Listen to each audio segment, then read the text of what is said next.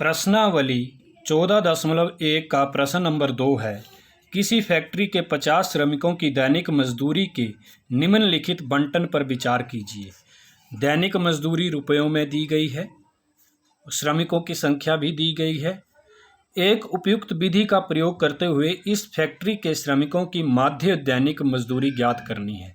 आपने इस प्रश्न में भी माध्य ज्ञात करना है, लेकिन उपयुक्त विधि का प्रयोग करेंगे तो यहाँ पर अंकों की संख्या जो है वो ज़्यादा है, तो हम यहाँ पर पग विचलन विधि का प्रयोग करेंगे और पग विचलन विधि के लिए हमें UI तक जाना पड़ेगा। तो सबसे पहले आपने क्या करना है, दैनिक मजदूरी जो ऊपर आपके पास कॉलम दिया गया है इसको आपने फर्स्ट कॉलम में लिखना है। फर्स्ट कॉलम में लिखना है तो आपने इसको नीचे की तरफ लिखना है।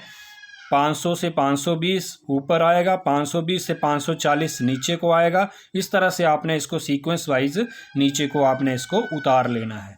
आगे आपके पास जो नेक्स्ट कॉलम बनेगा वो बनेगा श्रमिकों की संख्या। 500 से 520 में जो श्रमिकों की संख्या है वो 12 है। 520 से 540 में श्रमिकों की संख्या 14 है।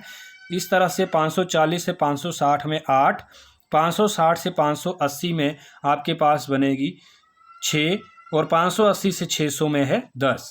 फिर आपके पास जो कॉलम रहेगा वो आपने नीचे आपने यहाँ पर योग लिखना है और श्रमिकों की संख्या जो हमारा FI रहता है इसको आपने जोड़ना है। समेशन FI, ये जो हमारा चिन्ह होता है इसको हम समेशन कहते हैं, समेशन FI। तो इसको हमने इन अंकों का हमने जोड़ करना है। इन अंकों का जोड़ करने पर हमारे पास 50 मिलेगा। जो हमारा अगला जो कॉलम रहेगा वो आपको मैंने पहले भी बताया है कि वर्ग अंतराल से हम XI निकालते हैं। तो XI निकालने के लिए हम क्या करते हैं, इन दोनों को जोड़ते हैं और 2 से भाग देते हैं। तो 500 और 520 को जोड़ेंगे तो हमारे पास 1020 बनेगा। जब हम 1020 को 2 से भाग करेंगे तो हमारे पास 510 आएगा। इस तरह से, और ऐसे भी देखने से हमें पता चल रहा है कि 500 और 520 में 500 और 520 के बीच में 510 आता है, 520 और 540 के बीच में 530 आता है। लेकिन फिर भी आपने फार्मूला लगा के ये ज़रूर आपने चेक करना है कि वाकई हमारा 530 आ रहा है या कुछ और आ रहा है।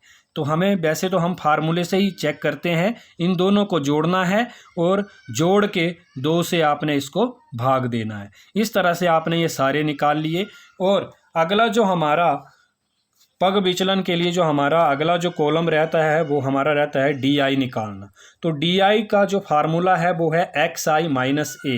तो A क्या है, A हमारा होता है एज्यूम्ड मीन, जो हम यहाँ पर एक माध्य को बीच में से किसी एक माध्य को मानते हैं। तो हम पहले यहाँ देखेंगे कि हमारे पास यहाँ कितने अंक हैं, कितने दिए गए हैं ये। तो यहाँ पे गिनती करते हैं 1 2 3 4 और 5। यहाँ पर हमारे पास 5 हैं। अगर हम ऊपर से भी 2 छोड़ें और नीचे से भी 2 रहने दें तो हमारे पास जो बीच में बच जाएगा उसको हम A मान के चलेंगे। और यहाँ पर जो हमारा A रहेगा तो यहाँ A हमारा 550 आएगा। फिर हमारा जो अगला स्टेप रहता है कि हमने क्या काम करना है, यहाँ पर DI निकालना है। तो DI कैसे होगा, XI माइनस A। I मतलब कुछ नहीं है, I होता है ये X1 है, ये X2 है, ये X3 है, ये X4 है, तो X5 है। तो आप यहाँ पर पहले जब आप DI मतलब इसको D1 कहेंगे, D2 D3 D4 D5 कहेंगे। जब आप D1 निकालेंगे तो यहाँ पर आप I की जगह 1 रखेंगे तो ये X1 बनेगा। तो ये X1 आपका 510 है। और A जो है वो आपने अभी माना है बीच वाला, यहाँ पर जो एक माध्य तो नहीं कहेंगे, एज्यूम्ड मीन जो आपने माना है वो है 550। तो अब आपने क्या काम करना है, 510 पहले रखना है और माइनस आपने जो A माना है 550 उसको माइनस करवाना है। तो 510 से 550 को माइनस करवाएंगे तो 510 से 550 तो माइनस होगा नहीं। मतलब क्यों, क्योंकि 510 जो है वो छोटा है और 550 बड़ा है। तो आप 550 से 510 को माइनस करेंगे, लेकिन चिन्ह आप देख लें, बड़े के साथ जो चिन्ह होगा वही आप चिन्ह यहाँ पर लगाएंगे।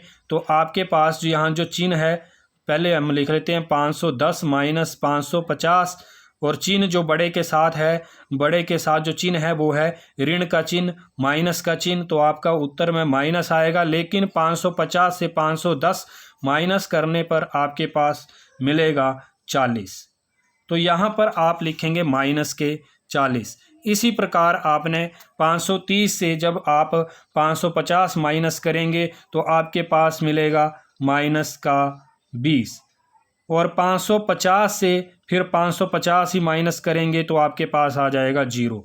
और यहाँ पर जब आप काम करेंगे D4 के लिए तो आप x4 माइनस a निकालेंगे, और x4 आपका 570 है, और 570 से आप जब जो आपने a माना है 550 को माइनस करेंगे तो 570 इस बार बड़े हैं, तो 570 के साथ जमा का चिन्ह है, तो आपका यहाँ जमा का चिन्ह के साथ आएगा। तो आपने यहाँ 570 से 550 जब माइनस करेंगे, घटाएंगे, तो आपके पास 20 आएंगे, और 590 से जब आप 550 घटाएंगे तो आपके पास यहाँ पर 40 बनेंगे। अगला जो हमारा कॉलम रहेगा पग विचलन के लिए वो रहेगा UI, और UI का जो फार्मूला है वो है DI बटे H। H आप क्या मानेंगे? H होता है यहाँ का माप, इसका जो वर्ग माप कितना है। तो वर्ग माप देखो 520 में से 500 घटाएंगे तो आपके पास किसी भी एक वर्ग अंतराल में से आप देख लो, सबका जो वर्ग माप है, जो अंतर आ रहा है वर्ग अंतराल का जो अंतर है वो 20-20 का अंतर है। 500 से 520 में 20 का अंतर है, 520 से 540 में 20 का अंतर है, इसलिए इन सभी का जो वर्ग माप है वो 20 है। तो आप H जो मानेंगे तो H आप किसी एक वर्ग अंतराल से, चलो हम इसी वर्ग अंतराल से घटा लेते हैं, तो 520 से 500 को जब आप घटाएंगे तो H आपके पास आ जाएगा 20। फिर आपने ये जो आपका DI बना है इसको आपने 20 से भाग देना है, इन सभी को आपने 20 से भाग देना है, और आपके पास क्या बनेगा?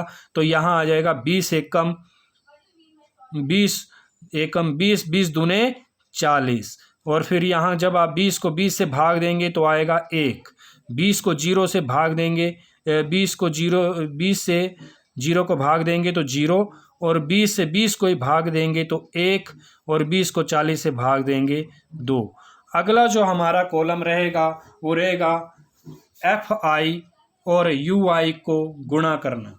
तो FI और UI को जब आप गुणा करेंगे तो गुणा करने पर आपके पास बनेगा 12, और 2 को जब आप गुणा करेंगे तो ऋण का, क्योंकि इसके साथ माइनस लगा है तो माइनस का बनेगा 24, 12 दूने 24।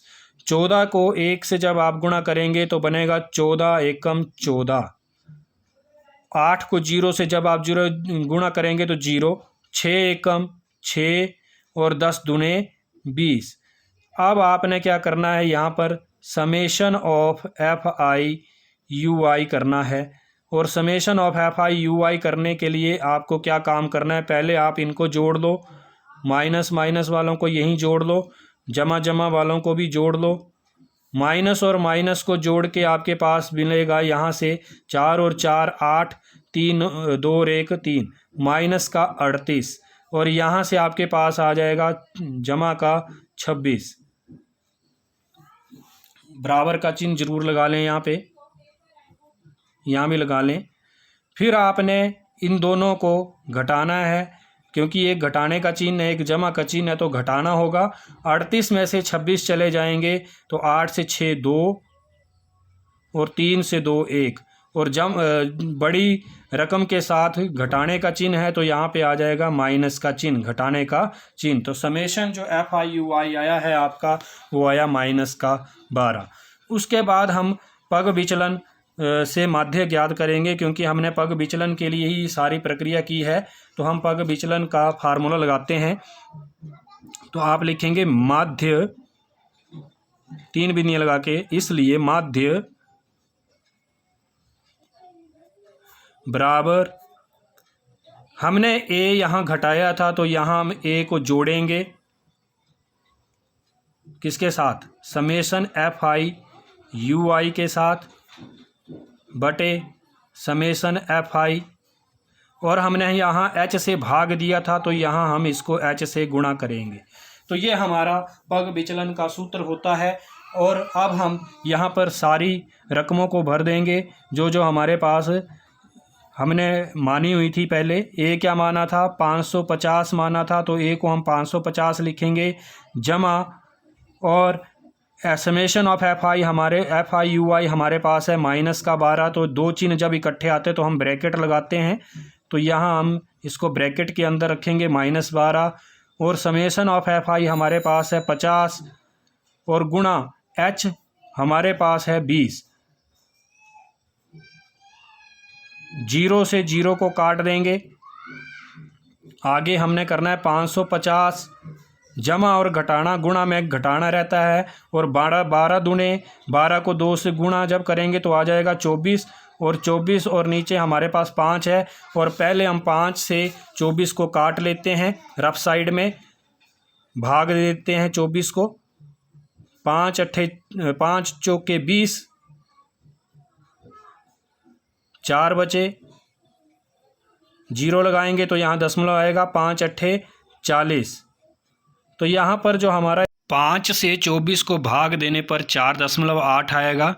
फिर बाद में हम 550 से 4.8 को माइनस करेंगे, और माइनस करने से हमारे पास आएगा 545.2। इस प्रकार हम श्रमिकों की दैनिक मजदूरी रुपयों में निकाल लेंगे। और अंतिम लाइन आप ये ज़रूर लिख लें, श्रमिकों की दैनिक मजदूरी रुपये 545.20। धन्यवाद।